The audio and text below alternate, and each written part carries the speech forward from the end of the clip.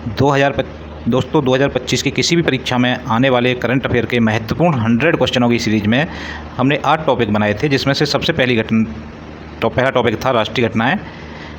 इससे संबंधित 20 क्वेश्चन हम आपके सामने पेश कर रहे हैं। आइए स्टार्ट करते हैं। भारत का पहला क्वांटम मिशन।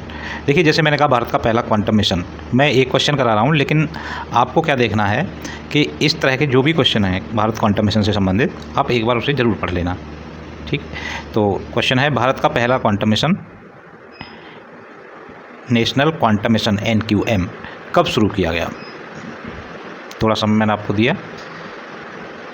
आंसर है इसका मार्च 2024 में। ठीक, नेक्स्ट क्वेश्चन है विश्व हिंदी सम्मेलन 2025 का आयोजन किस शहर में प्रस्तावित है? ठीक, अच्छा, अब आपको विश्व हिंदी सम्मेलन 2025 के ये एक तरह से मैं टॉपिक भी दे रहा हूँ आपको कि इन टॉपिकों पे आप थोड़ा सा और डिटेल पढ़ लेंगे तो शायद आपके कोई भी क्वेश्चन करंट अफेयर का नहीं छूटेगा। अच्छा, इस बार जो प्रश्न है वो कहाँ हुआ? फिजी में। नेक्स्ट क्वेश्चन है प्रधानमंत्री सूर्योदय परियोजना किससे संबंधित है? बताइए, बड़ा आसान सा क्वेश्चन है। इसका ऑप्शन है बी, सोलर पैनल वितरण से।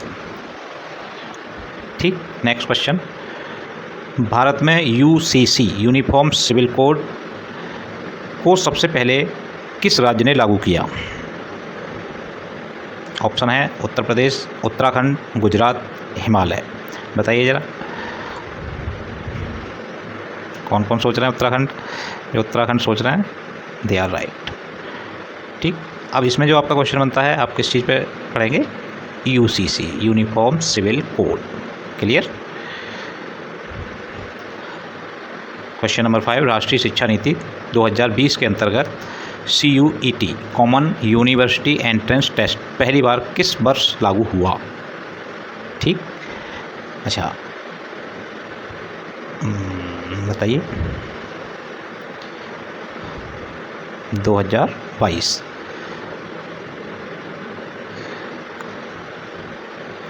G20 शिखर सम्मेलन 2023 की अध्यक्षता भारत ने की। वर्ष 2025 में इसकी अध्यक्षता कौन करेगा? ठीक, यहाँ 2 क्वेश्चन बन गए और आपका मेन है G20 शिखर सम्मेलन। एक बार इसको आप देखेंगे, इससे क्वेश्चन ज़रूर बनना है आपका। ठीक है, हाँ, तो बताइए मुझे 2025 में G20 की अध्यक्षता कौन कर रहा है? वेरी गुड, जो ब्राज़ील कह रहे हैं, राइट। नेक्स्ट क्वेश्चन है राष्ट्रीय लोक अदालत किस उद्देश्य से आयोजित की जाती है? चुनावी सुधार, शीघ्र न्याय, ग्रामीण विकास, शिक्षा व्यवस्था। देखो, इस तरह के क्वेश्चन में अलग से पता चल जाता है। राष्ट्रीय लोक अदालत, लोक अदालत क्या है कि जो पेंडिंग वाले मामले होते हैं उनको जल्दी से निपटाने के लिए के उद्देश्य से इनको आयोजित किया जाता है। और इसमें जो आयोजक होते हैं, मतलब जो गवर्नमेंट, वो एक रिपोर्ट भी पेश करती है कि जी आज इतने मामलों में से इतने मामलों को हमने तुरंत निपटा दिया है।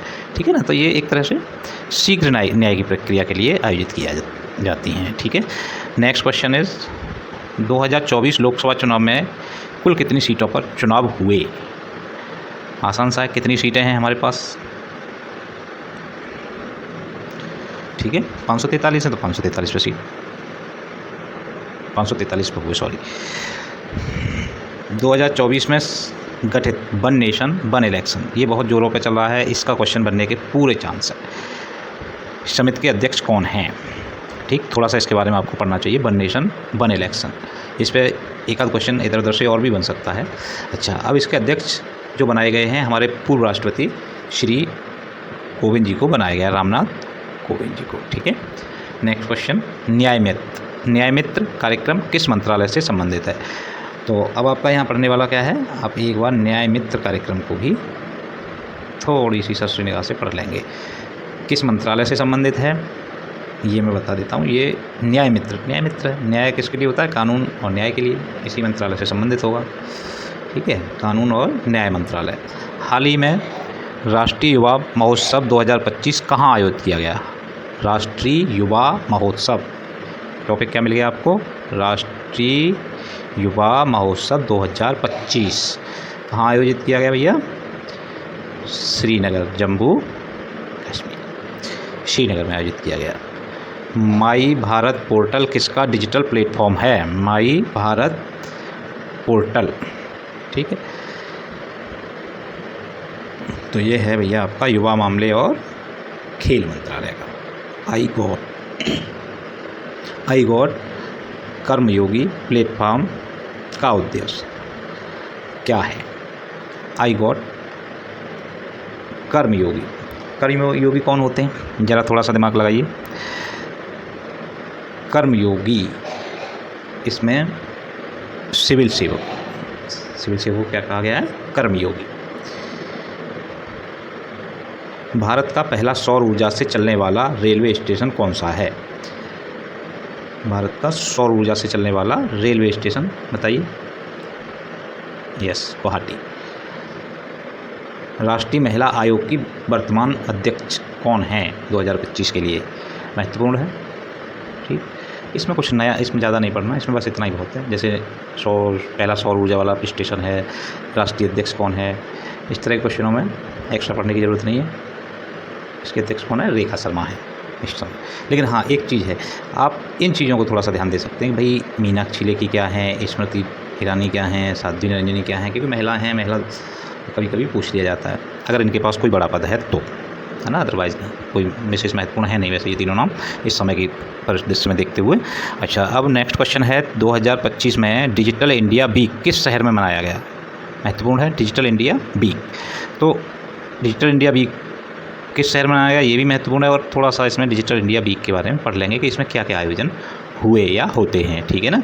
इस बार कहाँ मनाया गया था? बेंगलुरु में। पीएम विश्वकर्मा योजना का मुख्य उद्देश्य, विश्वकर्मा किसके लिए होते हैं? विश्वकर्मा सोचिए ज़रा, कारीगरों के लिए। जो कारीगर होते हैं ना उनको हम विश्वकर्मा कहते हैं, किसी भी चीज़ को कर्म बनाने। जैसे विश्वकर्मा आपने सुना होगा, एक पौराणिक कथा के हिसाब से रावण की लंका को किसने बनाया था? विश्वकर्मा ने। कहने का मतलब वो एक कारीगर थे, ठीक है ना। तो इस तरह से विश्वकर्मा अगर आ रहा है तो आप पारंपरिक जो कारीगर होते हैं उनके लिए देखा जाना चाहिए। तो विश्वकर्मा योजना है तो पारंपरिक कारीगर कौन से हैं, इनकी सहायता के लिए ही बनाया जाएगा, ठीक। कुछ लोग कन्फ्यूज हो सकते हैं निर्माण मजदूरों को, निर्माण मजदूर नहीं, पारंपरिक कारीगरों की सहायता के लिए, ठीक। हाँ, नेक्स्ट क्वेश्चन, 2025 में राष्ट्रीय विज्ञान दिवस की थीम क्या थी? थीम देखो, जितने भी दिवस हैं, मैंने यहाँ एक ही दिवस लिया है, कुछ महत्वपूर्ण दिवस हैं, उनकी थीम आपको ज़रूर देखनी चाहिए। जैसे प्रवासी भारतीय दिवस की थीम क्या है, जितने भी महत्वपूर्ण हैं सारे तो मैं नहीं बोल पाऊँगा। तो खैर यहाँ हम देखते हैं राष्ट्रीय विज्ञान दिवस की थीम। आजकल थीम पूछने का चलन चल रहा है, इसलिए थीम हर किसी की याद कर लेना। तो राष्ट्रीय विज्ञान दिवस की थीम थी इसकी इंडिजिनियस टेक्नोलॉजीज़ फॉर विकसित Bharat, D option. Next question is PM गति शक्ति योजना, इसको ज़रूर पढ़ना भैया। पीएम गति शक्ति योजना, ठीक है, महत्वपूर्ण है। किसके लिए है? आधारभूत ढांचा। नेक्स्ट क्वेश्चन और इस सीरीज़ का लास्ट क्वेश्चन, भाषिनी परियोजना का उद्देश्य क्या है?